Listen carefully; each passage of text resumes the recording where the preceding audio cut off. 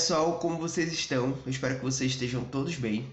E hoje, neste vídeo, vamos falar sobre 7 principais hormônios do nosso corpo, beleza? Então, se liga aí e vamos pro vídeo. Os hormônios, eles são comumente definidos como substâncias que são liberadas na corrente sanguínea pelas glândulas endócrinas, onde essas substâncias têm como função atuar em tecidos específicos, em tecidos alvos, beleza? E esses hormônios também, eles vão se ligar a receptores específicos nas células que compõem esses tecidos alvos. Show? Os hormônios, eles são substâncias de extrema importância para o nosso organismo, beleza? Basicamente, a função dos hormônios é de manter o equilíbrio do nosso corpo, fazer com que esse corpo da gente ele esteja sendo regulado, enfim. Beleza? Um exemplo claro disso é quando a gente encontra os hormônios regulando o nosso crescimento, a gente encontra os hormônios regulando e atuando na nossa capacidade reprodutiva, a gente encontra também ele regulando a questão do nosso metabolismo. E é importante também, além disso, a gente citar que a gente encontra também hormônios em outros organismos, como é a questão das plantas, que as plantas elas possuem também hormônios para cumprir funções específicas, beleza? Mantendo assim, regulando então a vida daquele ser vegetal, beleza? Então, vamos agora ver os 7 principais hormônios do nosso corpo. Show de bolas?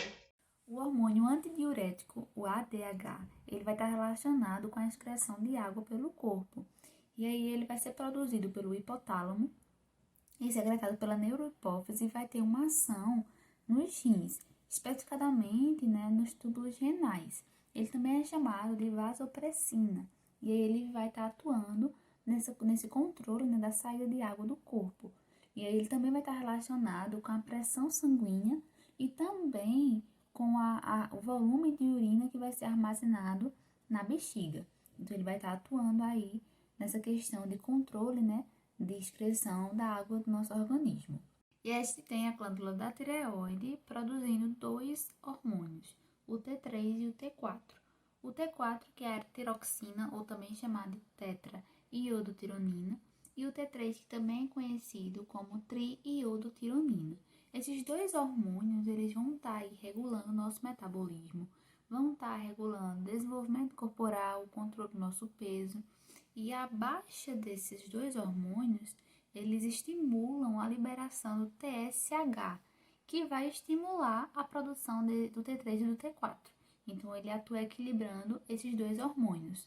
Uma outra característica importante é que quando esses 2 hormônios, o T3 e o T4, estão em alta, isso caracteriza um quadro de hipertireoidismo, que acarreta diversas doenças e também complicações no nosso organismo.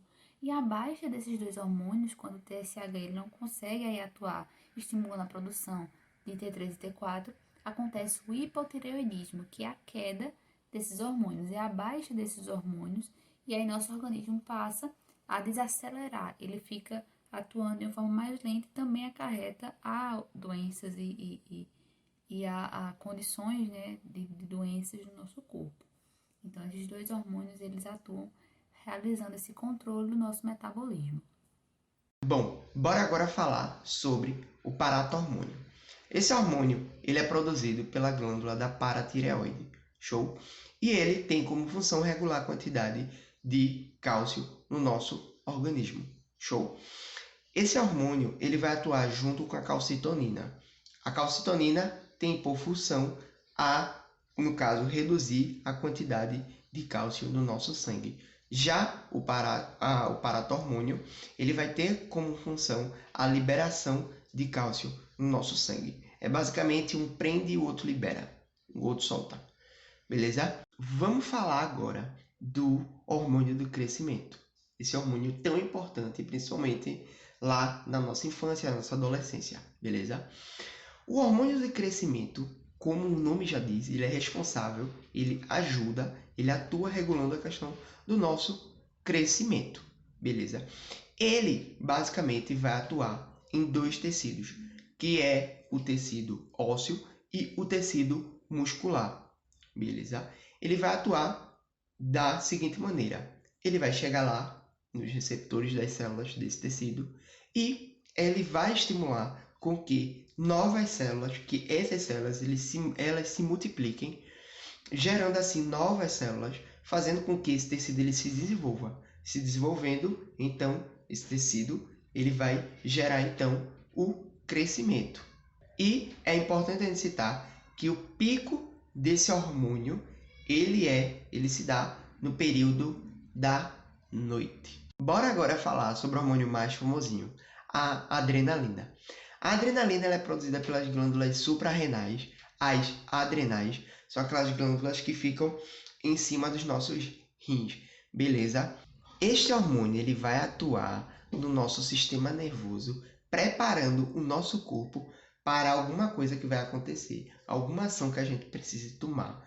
E ele atua muito, ele está bastante presente em situações que envolvem estresse, que envolvem tensão, que é justamente essas ações, é nesses momentos que o nosso corpo, que a gente geralmente precisa tomar alguma medida. Seja para a gente, por exemplo, se for numa situação que a gente encontra um predador, vamos supor uma onça, um tigre, enfim. E aí a gente precisa começar, a gente precisa correr, a gente precisa fugir. E aí a gente está nessa situação de tensão, esse hormônio ele começa a ser liberado no nosso organismo para justamente preparar a gente para a gente tomar medidas drásticas, por exemplo, aí. Beleza? O pâncreas vai estar também produzindo dois hormônios super importantes para o nosso organismo, que é o glucagon e a insulina, que vão atuar de forma semelhantes, mas com objetivos diferentes. Então, a gente tem o glucagon envolvido para evitar que ocorra, né, uma hipoglicemia, que é a diminuição da glicose na nossa corrente sanguínea.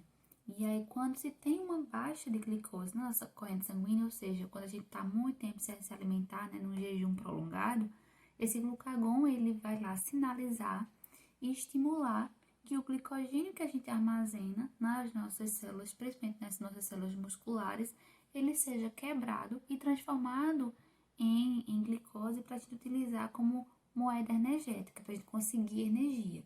Então, o glucagon ele atua para evitar que essa hipoglicemia, ou seja, uma baixa muito grande no índice da nossa glicose no sangue, aconteça. Já a insulina, ela vai atuar ao contrário. Quando a gente se alimenta, muitas moléculas de glicose vão ficar no nosso sangue. E aí, para evitar uma hiperglicemia, que pode originar, né, uma diabetes, essa insulina vai captar as moléculas de glicose soltas na nossa corrente sanguínea e levar para dentro das células para serem metabolizadas. E aí, ou vão originar, né, ou vão dar origem à energia para o nosso organismo, ou vão ser armazenadas em forma de glicogênio nos nossos músculos. Então, ou ela vai ser armazenada, ou essa glicose que a gente ingere vai ser armazenada, ou ela vai ser transformada em energia. Mas é a insulina que vai estar responsável por levar essa glicose solta na corrente sanguínea para dentro das células para que esse processo ele ocorra. Então, eu espero que vocês tenham entendido e gostado desse nosso vídeo. São inúmeros hormônios que atuam no nosso corpo, então a gente precisaria de muito mais vídeos para falar sobre todos eles. Mas eu acredito que deu para te dar uma resumida e uma sintetizada bem legal nos principais que influenciam, né, o equilíbrio, né, que controlam o equilíbrio do nosso corpo. E aí qualquer dúvida, qualquer dificuldade em ter compreendido alguma coisa, pode estar falando com a gente, é só comentar aqui ou então mandar um direct. E até o próximo vídeo. Tchau, tchau!